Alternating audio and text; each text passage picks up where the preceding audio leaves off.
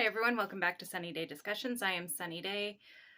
Today I'm going to go over what's all over in the big news, Trump's indictment.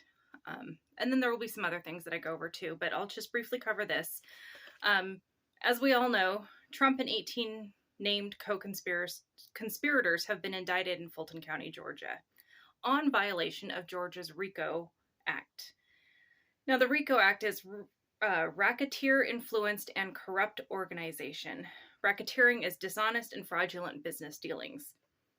It was used to prosecute like the mob, major business, that kind of a thing.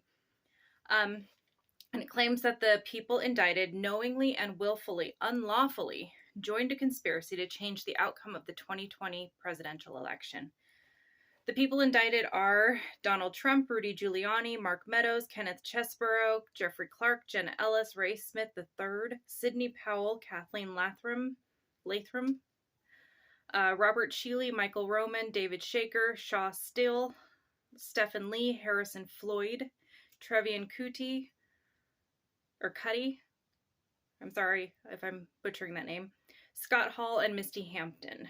The charges are 3 counts of solicitation of violation of oath by a public official, 2 counts to commit false statements and writings, 2 counts conspiracy to commit forgery in the first degree,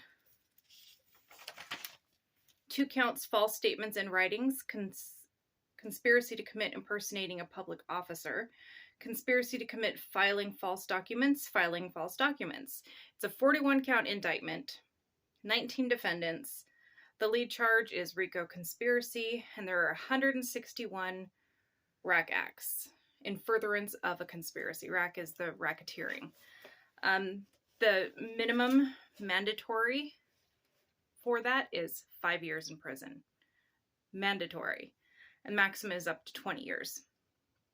Now, Fani Willis says she's going to try them all together,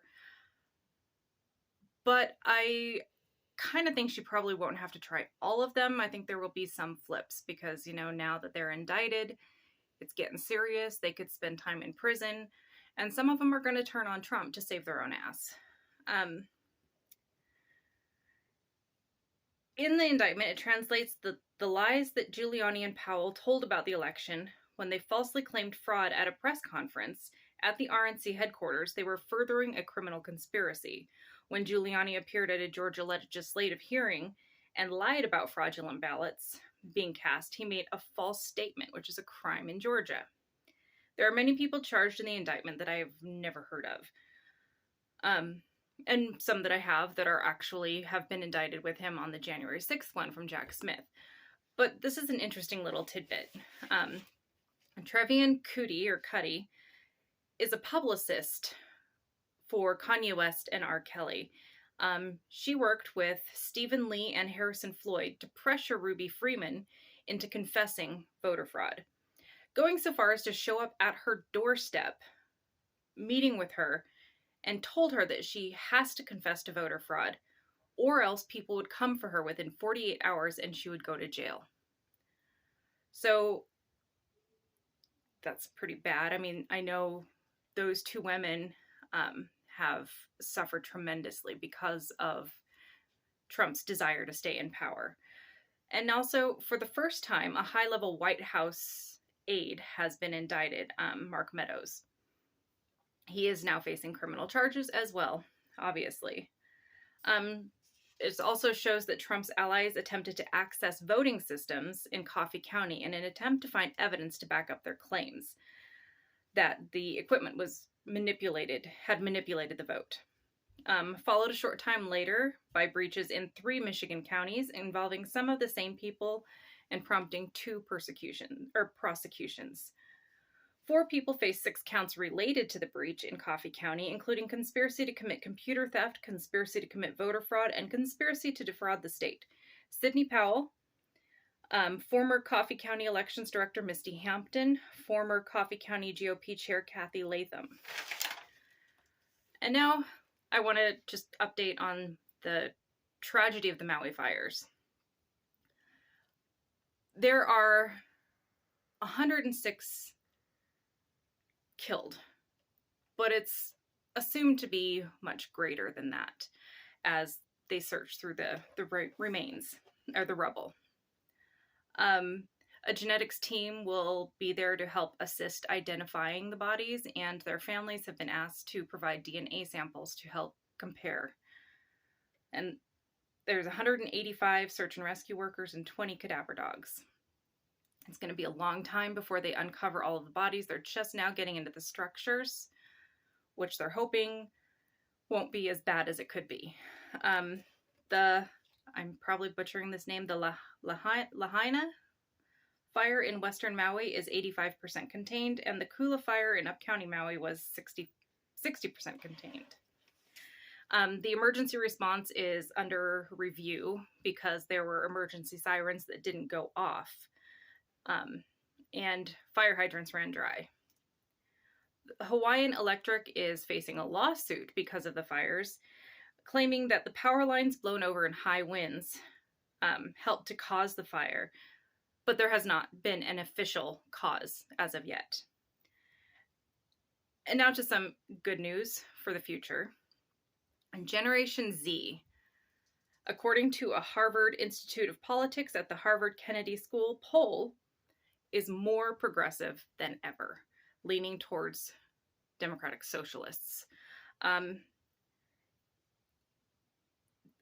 2013, 42% of this generation approved Medicare for all. Well, that has increased up to 65%. 62% believe the government should provide basic necessities like food, shelter, and that is up from 49% in 2013. 59% think the government should spend more to reduce poverty, and that is up from 35% in 2013. 50% think the government should do more to curb climate change, even at the expense of economic growth, and that is up from 29%. So these numbers have increased a lot in the last 10 years. Now, also, their trust in the Supreme Court has gone down from 43% in 2018 to 33% in 2023. Only 46% of those aged 18 to 29 trust the military, all or most of the time, down from 51% in 2018. 48% trust their local police, 49% don't. 50% support implementing law enforcement policies similar to England, where firearms are not provided to regular officers, just those with special training, and 63% support stricter gun laws. So they're far more progressive than the baby boomers, much more progressive than the millennials, which I am a part of. Well, I'm kind of on the cusp of millennial and Gen X. So the future is bright for America because they will be the largest voting bloc. Right now it's millennials, and millennials are far more progressive than any generations prior to them. And Gen Z is even more progressive than millennials. So as long as they get out and vote, the future could be bright for this country, and we could actually be on the cusp of a democratic socialist country, which is highly successful in places like Norway and Finland and those places. So let's hope, fingers crossed, that they'll continue to get out and vote, and I think they will. They see the direction this country is heading. They see the direction the GOP is trying to take this country, and they don't like it. Now, speaking of the direction this country is taking, there is a university, Baylor University, who has been given exemption from Title IX. And Title IX is the Education Amendments of 1972 that bans sex discrimination, including sexual harassment in education programs that receive federal funding. They have received exemption from that as a Christian college, yet they are still receiving federal funding. So it's the first time in Title IX history a federally funded university has been given special permissions by the Biden administration, no less, to allow its LGBTQ plus students to be sexually harassed. The coddling of religious extremists is out of whack. I mean, they're basically giving permission to students to harass, sexually harass anyone who is of the queer community. It's a green light. That campus is no longer safe for LGBTQ plus students. How far will the harassment go? How far will they let it go before it gets dangerous?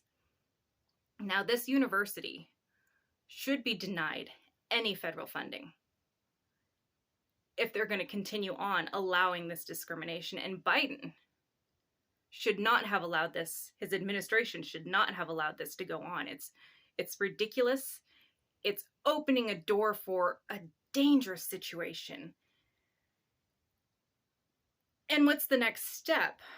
Are they going to allow harassment against minorities? Are they going to allow harassment against women? Is harassment and just torture going to be okay on this university campus? It sure seems that way, and Biden seems to be 100% on board, and I see no politicians as of yet, even though this is a recent development, coming out in opposition of this, basically okaying this stance that Baylor University has. And it's just one more notch in the stripping of rights away from the LGBTQ plus community. Just one more notch. And it's getting ridiculous. It's started out as, let's just not say gay in the classroom because kids aren't quite ready to hear that. We don't want to talk about sexual orientation. But we all knew that was bullshit and it wasn't going to stop there. We all knew it was going to expand and they were going to push it as far as they can go. And with the green light from a Democratic administration for this university, it's going to encourage other universities, religious universities, to do the same. And so, obviously, federal funding should be stripped from these universities, religious universities, that are funded by the government and are now allowed to discriminate. They should be stripped of funding. It's kind of like these mega churches, the evangelical churches, where the pastor is a multi-millionaire, has private jets and mansions, and is spouting political beliefs. Why aren't we stripping their tax exemption status away from them? When you have pastors out there saying that you cannot be a Christian and a Democrat, that is a political stance. These churches are taking political stances, meaning that their tax exempt status should be gone.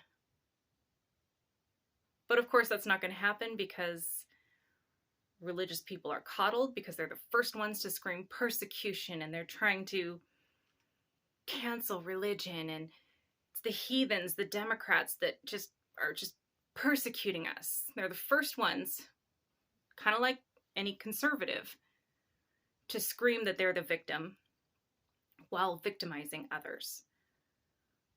When you have a church that says that a certain group of people is wrong, is not okay to be a member of their church, that they're heathens, that they're ungodly, that's not okay. Discrimination is not okay, and stop using your religion as a crutch or an excuse to hate people. It's an excuse to make yourself feel better about your own bigotry and hatred, your own ignorance. Stop using it as a crutch, because you yourself are the hateful individual. You yourself are the ones that are scared of anyone who is different than you. Anyone has different viewpoints than you. You're scared. And it's you. It's in you. It's not your religion. And don't use it as a cover anymore. Because Christianity is supposed to be good. It's supposed to be caring. It's supposed to take care of those who need the help the most. But you're bastardizing it and making it an organization of hatred. And you're turning away people from wanting to even consider joining the church. That is what you're doing. all for the quest for your pastors or preachers or whatever you call them to have money and power. Hope you're okay with that. Anyway, vote, no matter how big, how small, how inconsequential your vote matters, and read. Read, educate yourself so we can fight back. Not violently, just with voting and knowledge, just to be sure. So thank you, and I will see you next time.